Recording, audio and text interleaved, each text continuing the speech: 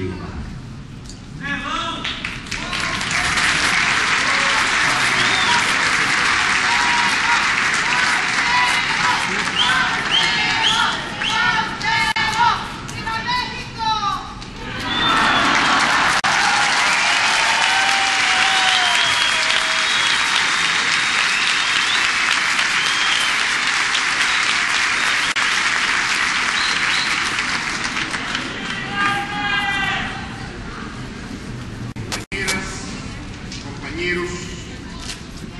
Muy queridos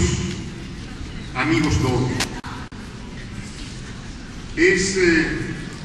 una gran distinción el poderme dirigir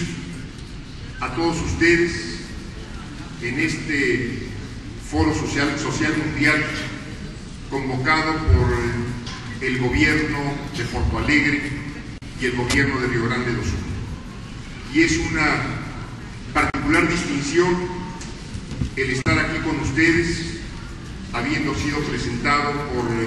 nuestro querido amigo y compañero Livio Dutra, y poder compartir esta sesión con quien tanto admiramos desde México por la lucha que libra, no solo por los derechos de la gente de Brasil, sino por los derechos de todos los pueblos del mundo, nuestro querido amigo y compañero Lula.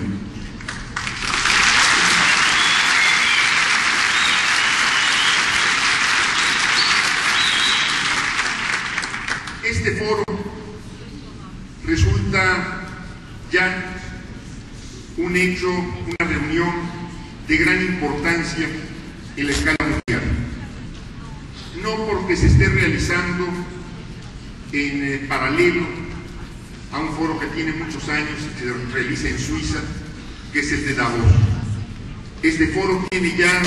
una gran importancia porque está dejando ver a todo el mundo que existen alternativas distintas a la forma de globalización que se nos ha venido imponiendo en los últimos tiempos, y que existen políticas diferentes que son viables,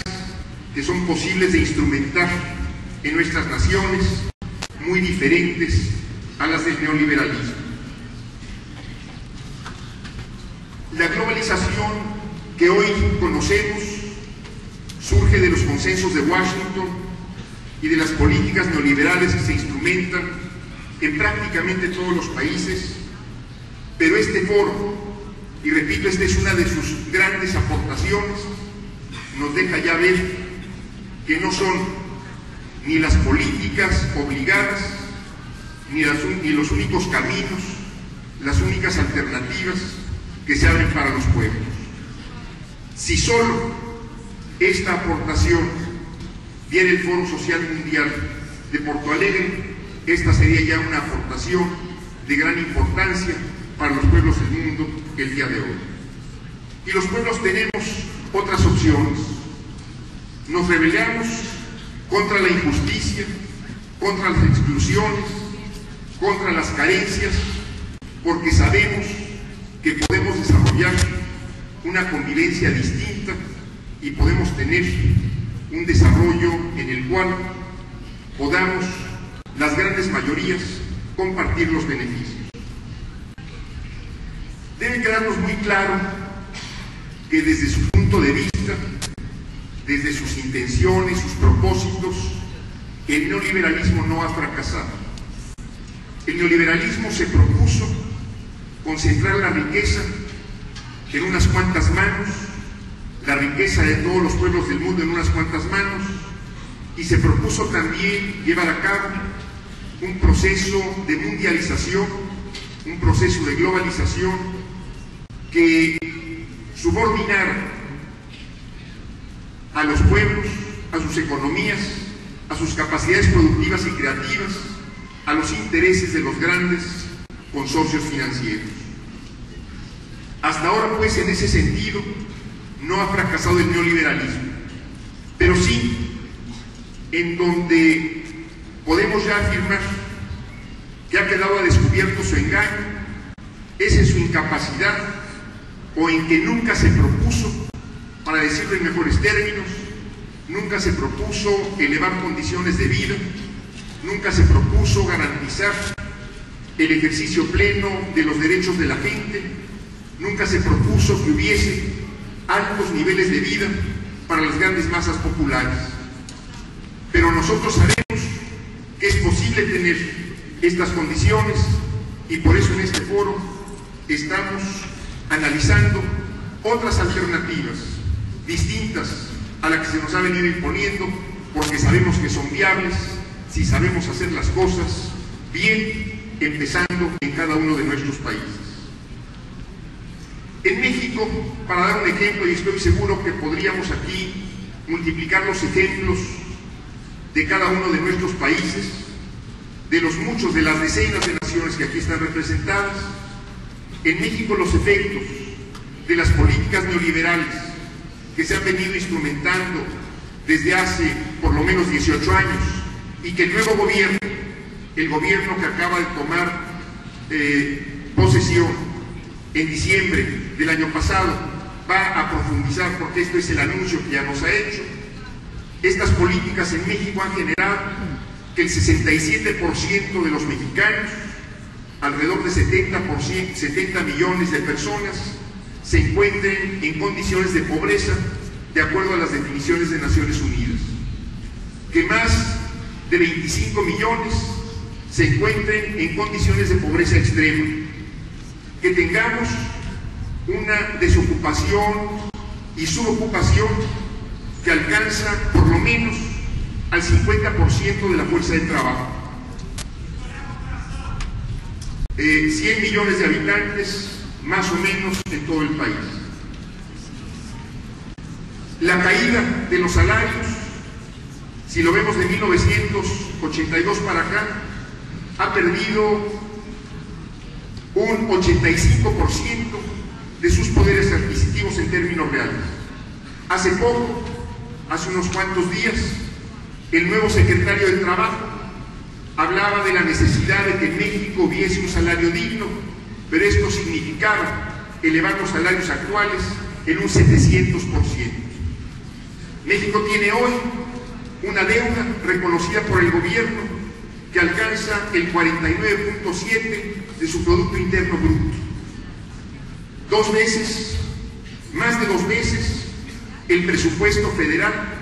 que el gobierno de México ejercerá en este año de 2001. Estamos pues viendo una forma de globalización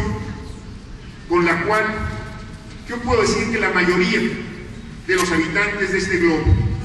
la mayoría de los habitantes de cada uno de nuestros países estamos inconformes, profundamente inconformes, y por eso estamos buscando otras alternativas. En nuestro continente, en América, se está imponiendo el proyecto que surge de la iniciativa de la Empresa de las Américas que lanzara hace algunos años, 8 años, 10 años, el presidente Bush, el anterior presidente Bush. ¿Qué quiere decir la iniciativa de la Empresa de las Américas? Quiere decir que los Estados Unidos irá suscribiendo acuerdos de libre comercio con cada uno de los países de América Latina y el Caribe, pero no en función de los intereses de nuestras naciones, sino en función de los intereses y de los tiempos de los Estados Unidos. Por eso el Tratado de Libre Comercio que se firmó con México y que entró en vigencia el 1 de enero de 1994 es un tratado inequitativo para la parte mexicana, porque no se negoció pensando en el país, porque quienes negociaron por parte de México no defendieron los intereses ni de los productores, ni menos de los trabajadores mexicanos. Por eso también es que nosotros hemos propuesto no un acuerdo continental de libre comercio en los términos en que lo está promoviendo el gobierno de Estados Unidos y para lo cual el gobierno de México se está prestando a hacer el conducto latinoamericano para buscar esta subordinación, esta integración subordinada a los intereses de la economía de los Estados Unidos. Nosotros hemos propuesto un acuerdo continental de desarrollo y comercio, un acuerdo que pudiera ser negociable en conjunto por todas las naciones, tomando en cuenta los intereses de cada una, discutiendo en conjunto los efectos que estos acuerdos pudieran tener de un país hacia otro país y buscando en esta forma de integración no el quedar subordinados a intereses particulares de un país determinado o a los grandes consorcios de carácter mundial, sino a poner en el centro, en el eje de nuestros objetivos y nuestros propósitos, cómo elevar las condiciones de vida de la gente, cómo garantizar educación y salud, cómo garantizar vivienda, cómo garantizar empleo, cómo asegurarnos que este esfuerzo compartido de nuestras naciones pueda significar mayores niveles de vida en forma sostenida para la mayoría de los pueblos. Esta propuesta nosotros la visualizamos no solo como una propuesta económica. Nosotros creemos que en esta época en que se están formando grandes bloques, el más visible sin duda la Unión Europea, el bloque que está integrando los Estados Unidos con nuestro continente en función de sus intereses y sus tiempos, debiéramos nosotros verlo como un esfuerzo que nosotros tendríamos que realizar para avanzar en la integración de América Latina, en la integración política y económica de América Latina, de modo de presentar un gran frente productivo, un gran bloque demográfico, un gran bloque con sentido humanista, un gran bloque cuyas políticas públicas se centraran en buscar el beneficio de la gente. Esta sería una forma de avanzar en resolver los problemas de nuestras grandes mayorías nacionales, y sería una forma de ejercer verdadera, auténtica solidaridad entre nuestras naciones para que el esfuerzo de desarrollo pudiera efectivamente ser compartido y pudiéramos, en este caso, colocarnos en situación de igualdad, tratar en situación de igualdad con los otros grandes bloques económicos que se están formando en el mundo. No vemos en este esfuerzo de integración latinoamericana que tengamos necesariamente que oponernos a otros bloques o a otras naciones. Podemos, y creo que debemos, pensar en tener una colaboración económica intensa con Estados Unidos y Canadá, que podemos compartir esfuerzos con otras partes y con otros continentes, con Europa, con Asia, con los bloques que se están formando en torno a la Unión Europea o al Japón. Pero sin perder de vista que en este proceso de mundialización que estamos viviendo, una condición, así lo vemos, para salir adelante en este continente es que avancemos seriamente, que demos pasos sólidos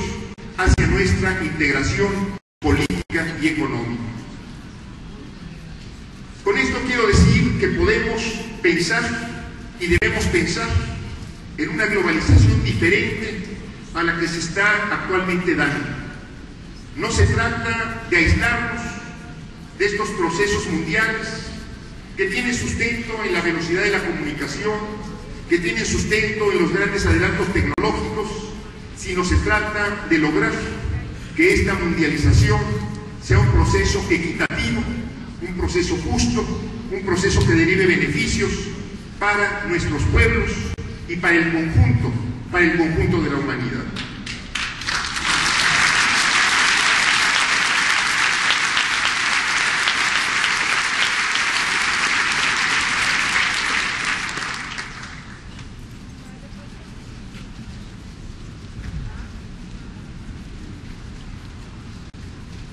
Este foro, pues, nos deja ver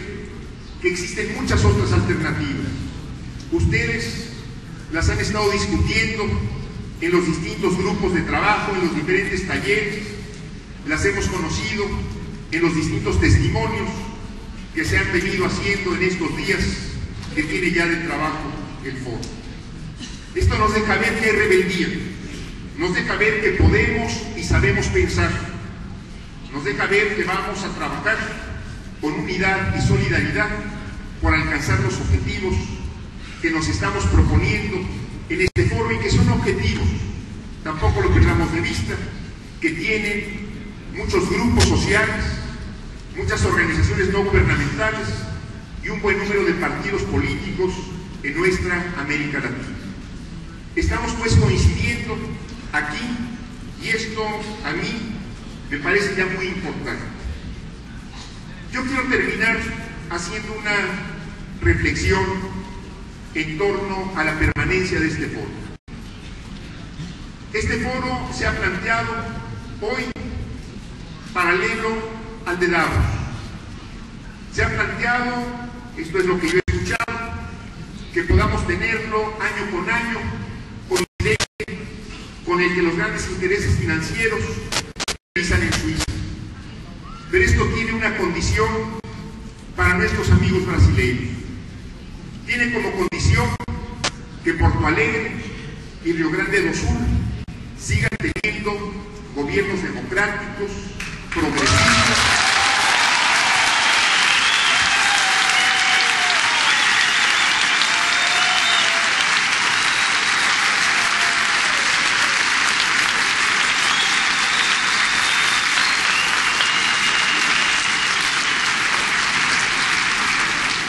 que aquí siga gobernando el Partido de los Trabajadores y que este sea, como lo ha sido, un punto de resistencia al neoliberalismo y un punto también desde el cual se pueda llegar a un Brasil distinto, a una América Latina diferente y a un mundo distinto. Muchas gracias.